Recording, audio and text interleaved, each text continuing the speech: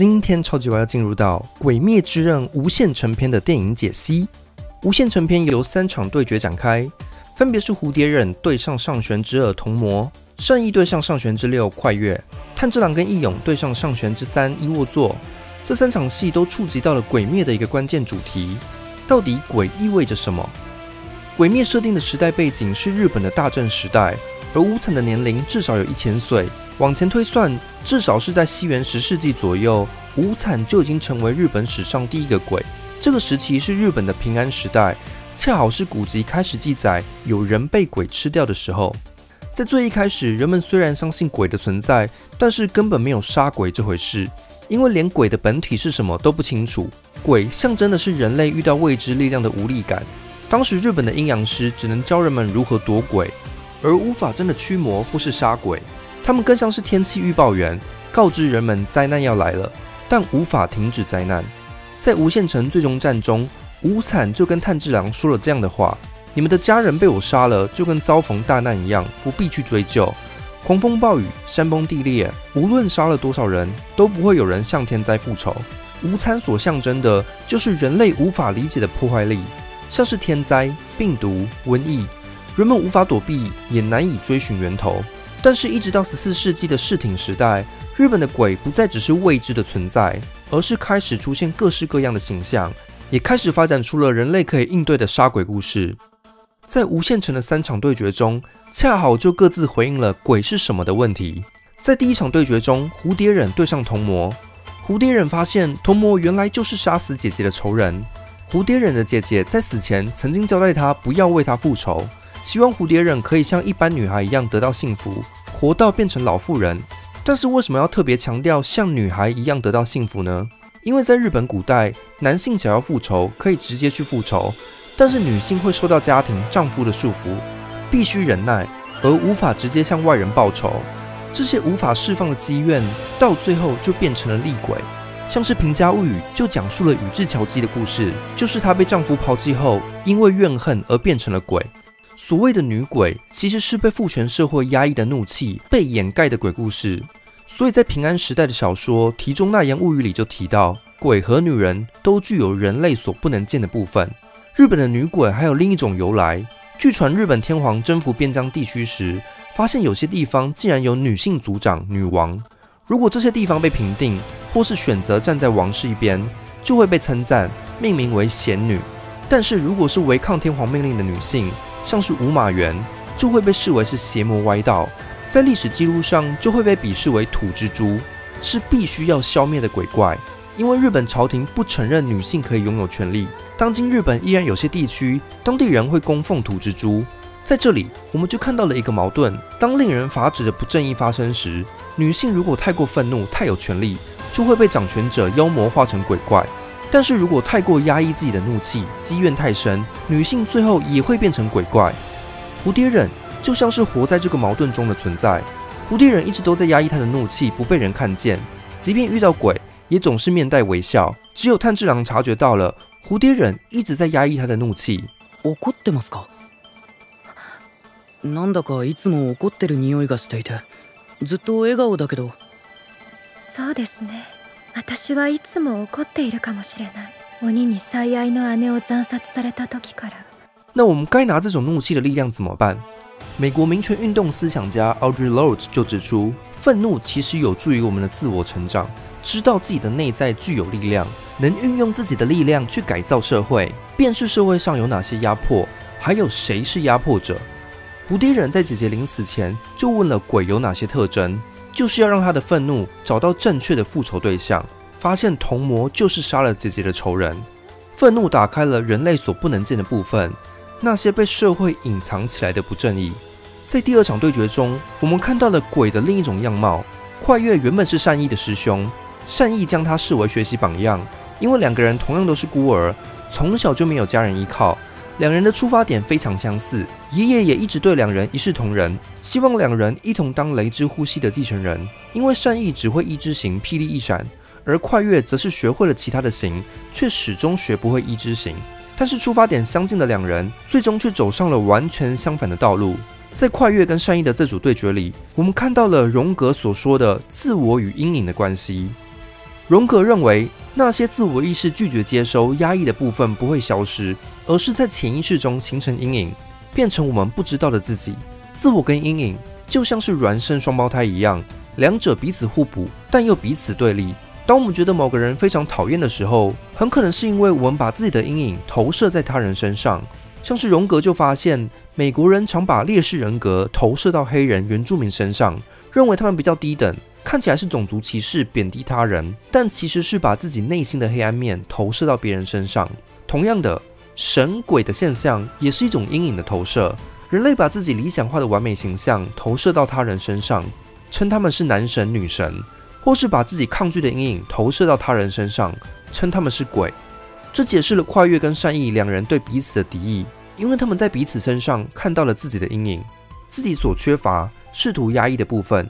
善意善良，懂得付出，但却时常表现出懦弱的一面，让快乐想起来自己试图压抑的童年回忆，那个缺乏力量、只会逃跑的自己。快乐则是怕死、自私，只想索取，仿佛是一个破了洞的盒子，永远装不满。为了更多力量，快乐最后选择加入鬼的行列，相信鬼的力量可以完善雷之呼吸。原本被善意嫉妒当成学习楷模的同门师兄，现在竟然变成了鬼，把雷之呼吸改造成了一种血鬼术。这不就代表同样继承雷之呼吸的善意，成了跟鬼使用同一种呼吸的同类？原本应该要被鬼杀队消灭的鬼，突然变得非常亲近，如同是自己的分身一样。这让善意试图否认、压抑这个阴影。在无限城里遇到变成鬼的快乐，就如同在潜意识的无限空间里遇到自己的阴影。因此，善意与快乐的这场对决，其实就像是自我要如何整合阴影的难题。在这场对决中，两个人都熟悉雷之呼吸，等于是同一种呼吸法在往内互打。自我跟阴影的对立变成没完没了的冲突。荣格认为，当自我与阴影的对立过于强烈，要能超越这种对立，就必须在心灵空间里创造出新的象征形式，才可能脱离原本的冲突模式。而这正是善意最终胜出的原因，不再是跟阴影互相纠缠，而是创造出一个属于自己的形。七之形火雷神，恰好是有快乐这个黑影的存在，才能让善意新创的雷之形显得特别明亮，不再只是停留在只会一之形的层次。阴影不是自我的对立面，而是让自我得以凸显的存在。而在第三场对决中，鬼不再只是个体的阴影，而是社会试图集体排除压抑的存在。伊沃佐生前出生在贫穷家庭，为了治疗父亲的病痛，必须靠偷窃换取金钱。后来被抓到后，被刺青在身上来标记他所犯的罪。在日本古典文献中，就常有盗贼被当成鬼的记录，像是据说有4手4足的两面宿傩就会到处抢劫。而伊沃佐的原型可能是古今著文集里的鬼童丸，据说他一出生就有牙齿，就像柏治出生就有一对尖牙一样。长大后也为了替父亲报仇，最后因为作恶多端而被放逐。同样的，上弦之四半天狗也是在生前习惯窃盗，后来变成了鬼。但是盗贼为什么会被当成鬼呢？在日本古代，不臣服于天皇的人民，对朝廷而言等于是暗黑的存在，当权者就会把这些人非人化成鬼，这样就可以出兵讨伐。许多斩妖除魔的故事都是用来强化武士阶级的正统性，像是日本北海道地区的人就被称为虾夷，或是二战时日本人被美军称作鬼畜，把人描绘成危害世界的恶鬼，这样就不需要用人道的方式对待。这正是柏治生前所受到的待遇。比较一下，我们会发现鬼杀队里的人其实也多半是被排除在社会框架外的边缘人，也都有很悲惨的过去。炭治郎家里是卖炭的偏乡村民，善意跟伊之助都是弃儿，岩柱则是盲人。蝴蝶人小时候看到姐姐遭遇童魔杀害，无鱼郎小时候父母双亡，哥哥又遭到鬼突袭。这些边缘人所组成的鬼杀队是一个不被政府承认的地下组织。加入鬼杀队后，要时常在山区与村庄间移动，这在当时的日本其实是很不寻常的。一般人一辈子都是过着定居生活，为什么鬼杀队的人要不断在山林里移动呢？如果说鬼是天灾与瘟疫的象征，那鬼所到之处，鬼杀队就必须到此消灾，去处理被丢弃在山区的尸体。这种移动性质暗示了他们就像在山里居无定所的游民集团。这种居住在山里没有户籍的人口被称作山倭。根据推测，明治时期山倭至少有20万人口。民俗学家柳田国男认为，日本有一种住在山里的山人，他们其实才是日本真正的原住民，原本居住在平地，后来被驱赶才迁移到山里，过着狩猎采集的生活。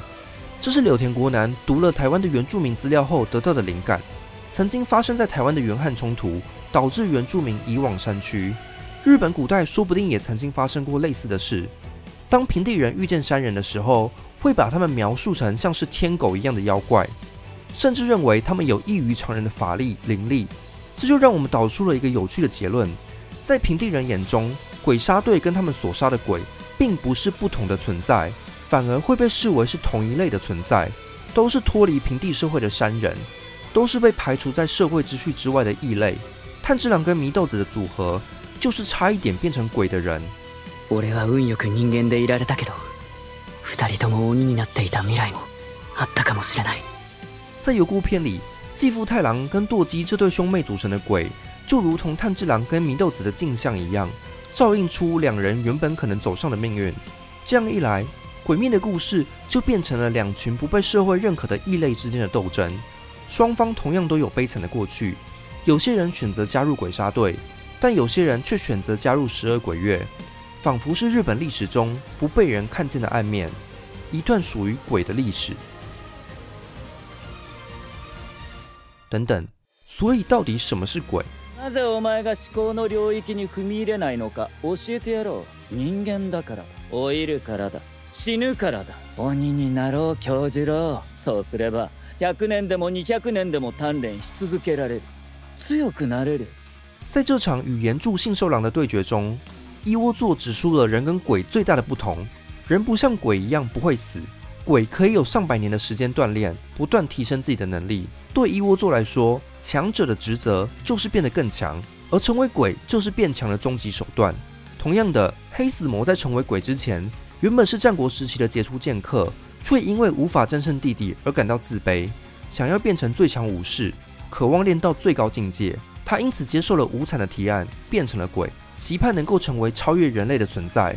对伊窝座跟黑死魔来说，为了变强，连人性都可以抛弃。这种实力至上的价值观，反映了19世纪末日本社会面临的一大挑战，就是必须跟上当时国际的主流价值观——社会达尔文主义。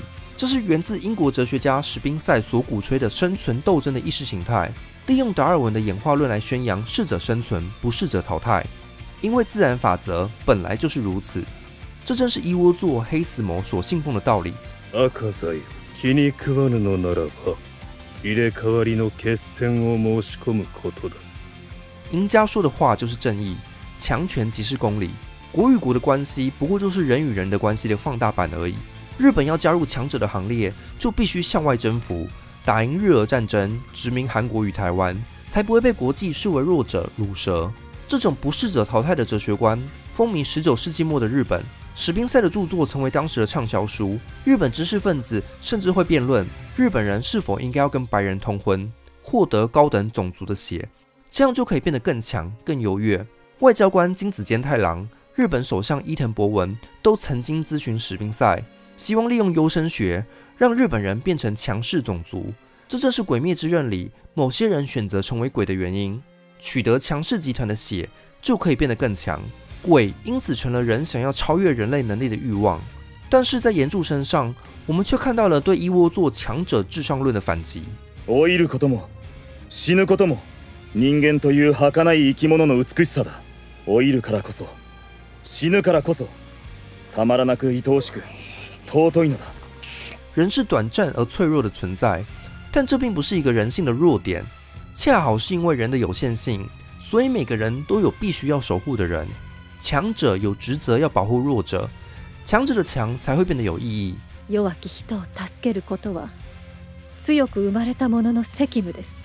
在与伊窝座的对决中，岩柱正是为了顾及到身为弱者的炭治郎，而在打斗中分心，最后输给了伊窝座。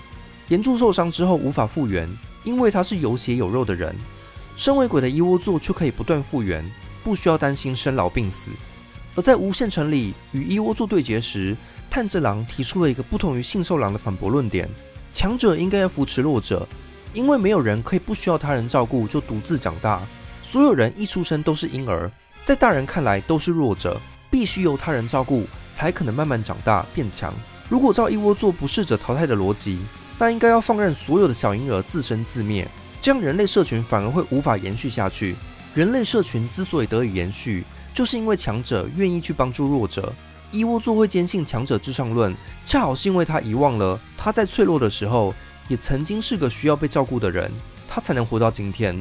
他的存在就是强者应该保护弱者的证明。炭治郎的这套互助论，在现代人的眼光看来，或许会觉得太天真、太单纯，但是在鬼灭设定的大战时代，其实是曾经风行一时的社会思潮。尤其是在乡村地区，互助依然是很常见的传统美德。俄罗斯的思想家 Lev Mechnikov 在1874年造访日本时，发现农村地区环境恶劣，时常遭逢天灾异变，农民必须互助才能共同活下去，否则就只有死路一条。这种互助的景象让他重新思考人性的另一种可能：人类文明的进步不是强者生存，弱者被淘汰，而是打造集体互助的社群，无论是强者弱者都能尽一份力。历史学家小西祥把这种日本农村的精神称作平民互助主义。就像玲珑左近次所说的，每个人虽然都只是社会上的一块小齿轮，但是放在一起的时候，就能推进命运的齿轮开始转动，让人类历史往前迈进。每个人的生命都是短暂脆弱的，但是就算某一个猎鬼人死了，杀鬼的意志也会传承给集体，让这个齿轮系统继续运转下去。人不需要变成鬼，也能够实现无惨所梦想的永恒，因为人能够让意志世代传承。人の思いこそが永遠であり。Lev Mechnikov 回俄罗斯后，把日本的平民互助主义写成书，启发了一整代的俄罗斯知识分子，从托尔斯泰到无政府主义之父 Kropotkin 都深受启发。后来 Kropotkin 甚至跟日本大正时代著名小说家有岛五郎组织了跨国网络，身体力行实践这种平民互助主义。为了改善日本农民的生活，有岛五郎把自己在北海道的田地改建为共享农园，免费开放给所有佃农耕种，主张联合起来共享全部土地。有岛五郎在当地纪念碑上提笔写下“相互扶助”4个字，这种精神正是炭治郎所相信的互助论等等。但是人就是会区分你我，这种互助论难道不是太过天真的理想吗？在这个问题上，炭治郎提供了我们最终答复：互助论要同时搭配上无我的顿悟境界。在与一窝座对决的最终时刻，炭治郎回想起了父亲曾经说过的话：控制住自己的呼吸，关闭特定的血脉，用身体去呼吸，心智就会变得透明，会看到通透世界，进入无我状态。在内观禅修里，有一种叫做身体扫描的方法，可以让人进到类似的状态。所谓的内观，就是看清现实的本质。现实的本质是什么呢？就是自我并不存在。我们都以为在心中出现的必然是我的想法、感受，但是为什么我们会以为心灵就是自我的边界呢？我们在看电影过于投入剧情的时候，会不自觉把自己带入剧中的角色，仿佛主角的情绪就像是我的一样。同样的，我们的心灵其实就像是一个内心小剧场，很多思绪、感受其实不是你的，只是碰巧出现在你的脑海，想要争取你的注意力，让你以为这是自己的想法、感受。内观禅修的身体扫描，训练人们把注意力集中在呼吸上，而不是思绪、感受上。注意自己呼吸的空气在身体的各个边界之间自由流动，去观想、感受疼痛随着呼吸离开身体。这种身体扫描就像是《鬼灭之刃》里的呼吸法一样，即便有疼痛存在于身体，也可以对之漠然，不感到疼痛。因为自我的感受本身就是一种幻觉，痛并不是我的，人因此可以消除自己的斗气，因为斗气并不是我的。炭治郎把这种状态比作植物，当心灵进到通透世界，就会变成像是一株植物一样。1963年，越南僧人释广德公开抗议政府迫害佛教徒，在西贡街上用汽油引火自焚。根据当时在现场目睹的记者，释广德完全没有抽动过一次肌肉，本人出奇的宁静，就像是什么事也没发生一样，仿佛是一株植物坐在那里。也许释广德在死前的那一刻，跟炭治郎一样，进入了无我的通透世界。这种无我的境界，不只让炭治郎打败一窝座，也让自我与他人的界限逐渐消失。俺を手助けしてくれた葵さんはもう俺の一部だから、葵さんの思いは俺が戦いの場に持っていくし。无我反而让人感受到与人类同胞的新连结，可以说是炭治郎互助论的哲学根基。在无限城对决的结尾，炭治郎的互助论唤起了伊沃作遗忘的过去，记忆慢慢浮现时，炼血反问他为什么要这么执着于变强。这时伊沃作才回想起过往的记忆，在这点上，伊沃作跟石头无一郎非常相似，两人都失去了过往的记忆，而抱持着强者至上的观念。未熟な刀鍛冶の卵一人助けたところで、人のためにすることは巡り巡って自分のために。一直到炭治郎提出互助的重要性后，无一郎才慢慢回想起过往的回忆。当无一郎被玉壶困在水玉钵里，快要奄奄一息的时候，原本被视为弱者的刀匠，反而给予无一郎更多的氧气，让他能够再次施展呼吸法。最终，无一郎终于被唤起了被遗忘的记忆。原来炭治郎的互助论就是他自己小时候曾经相信的理念。人のためにすることは巡り巡って自分のためになるって意味だよ。父さんが言ってた。同样的，伊沃作之所以渴望变成更强大的自己，是为了方便窃盗，才能帮助重病的父亲，同时也是为了保护心爱的人。因为他在烟火之夜已经承诺了炼血会一辈子保护他。伊沃作想要变强，其实正是为了保护身边的弱者。这样一来，伊沃作就不再是炭治郎的对立面，而恰好体现了强者保护弱者的观念。只是因为遗忘了自己为什么战斗，才走向了炭治郎的反面。这种丧失记忆的鬼也出现在那田之助3篇里。泪即便变成了鬼，仍然执着于生前的亲情，要求被他控制的鬼扮演他的家人，但是他自己却不知道为什么这么做。原初的欲望被遗忘了，但是主体却依然在实践这份欲望。在伊沃作跟泪的例子里，我们看到了精神分析所说的强迫性重复。当人遭遇到太刺激、太过创伤性的事件后，过去的记忆将会无法进入意识系统，人无法回想起过去发生的事，但是身体却会不断重复过往的行为模式。因为记忆其实没有消失，而是保留在潜意识里，驱动着身体不断重复过去，但自己却不知道在重复什么。每当伊沃作招募强者加入鬼的行列，其实就是在重复帮助师父的道场招募新生。每当伊沃作发作一次像烟火般的攻击，就是在重演一次跟炼血许下承诺的烟火之夜。每当伊沃作攻击自己看不起的弱者时，就是在重复攻击一次那天在道场里偷下毒的弱者。每当伊沃作使用一次罗盘感知时，就是在回忆一次炼血头上的法事。伊沃作的罗盘可以感知一切，却感知不到自己潜意识的记忆。这样一来，鬼的存在就有了完全不同的意义。鬼其实是那些丧失记忆而不断重复过去的人，因为他们的记忆被无产的细胞记忆取代了。他们回忆时看到的是无产的回忆，而不是自己的记忆。鬼不再是必须被打败的存在，而是渴望消除症状、得到救赎的存在。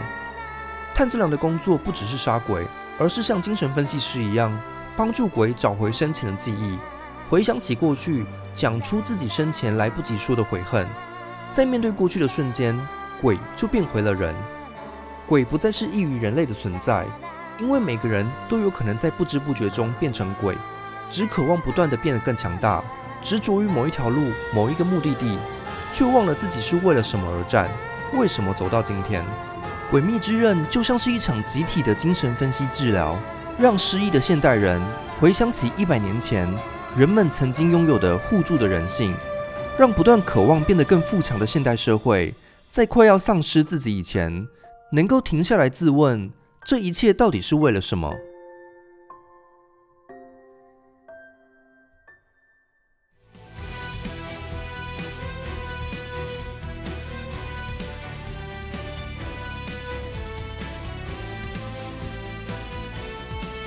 留言加分享本集的影片贴文，就有机会抽《拥抱阴影》一本。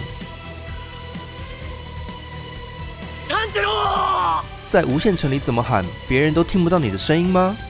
那就试试 Ulysses K 歌蓝牙音响。它有双喇叭震撼音响，让你到哪都能享受环绕重低音。内含2只隐藏式的无线麦克风，让你携带无负担。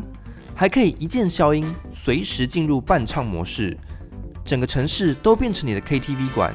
无论是唱歌、直播录音、室内开会、室外办活动，这台 Ulysses K 歌蓝牙音响都可以一次搞定。现在输入超级 Y 的专属优惠码，还可以享有优惠价哦。也欢迎您使用超级感谢，或是加入频道会员，就可以观赏会员专属影片，